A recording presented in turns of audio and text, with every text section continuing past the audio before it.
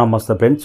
మంచు ఫ్యామిలీ నుంచి ఏదైనా సినిమా వచ్చిందంటే తెలుగు సినిమా ఇండస్ట్రీ నుంచి ఆడియన్స్ నుంచి నెంబర్ 1 ట్రోలింగ్ అనేది 100% గ్యారంటీ.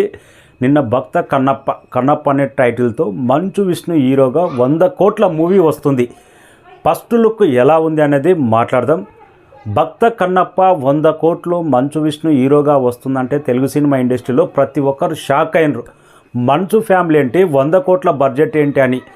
మామూలుగా అయితే ఇటు సినిమా అయితేనే మంచు ఫ్యామిలీ నుంచి 5 నుంచి 10 కోట్ల మార్కెట్ ఉంటుంది. ఫ్లాప్ సినిమా అయితే కోటిన్నరనే అంతే, ఇంకా వాషౌట్ అంతవరకే ఉంటుంది. ఇలాంటి మార్కెట్ ఉన్న హీరో 100 కోట్ల బడ్జెట్ అని చాలామంది నవ్వుకున్నారు, ట్రోల్ కూడా చేశారు. కానీ అందులో ఒక లాజిక్ ఎత్తుకున్నారు.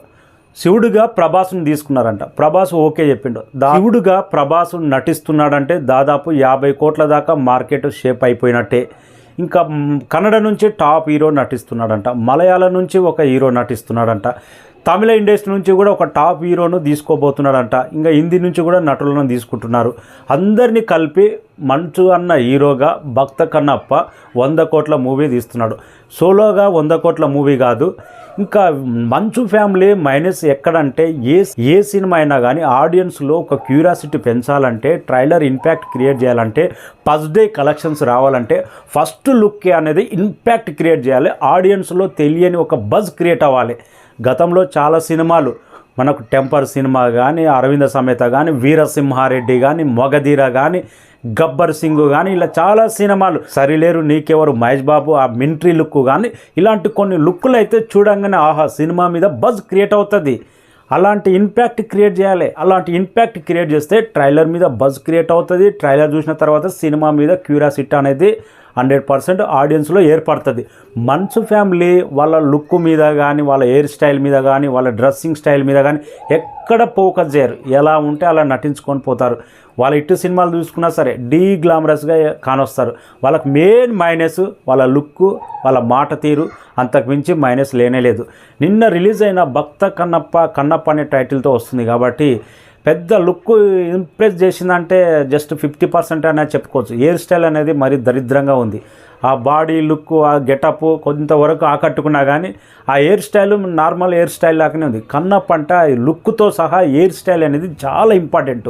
పెద్దగా ఏం వర్కౌట్ అయినట్టు అనిపించట్లేదు.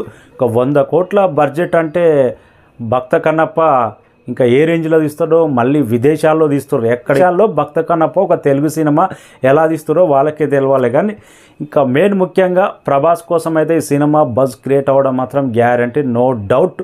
ప్రభాస్ లుక్ శివుడుగా ఎలా ఉంటాడు, ఆల్రెడీ ఫ్యాన్స్ మాత్రం ఈ రేంజ్లో ఉంటాడు, ఇలా ఉంటాడు ప్రభాస్ లుక్ అనేది పోస్టర్ డిజైన్ చేస్తూనే ఉన్నారు.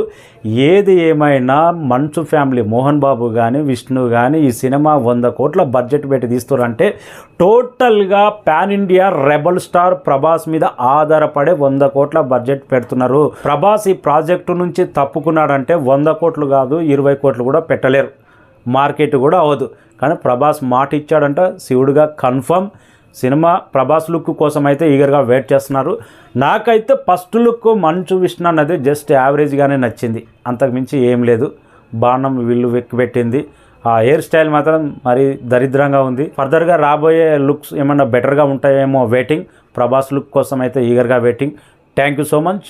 మంచు ఫ్యామిలీకి ఇప్పుడైనా కానీ ట్రోల్స్ తగ్గిపోయి నికార్స్ అయిన బ్లాక్ బస్టర్ రావాలని మనస్ఫూర్తిగా కోరుకుందాం. Thank you.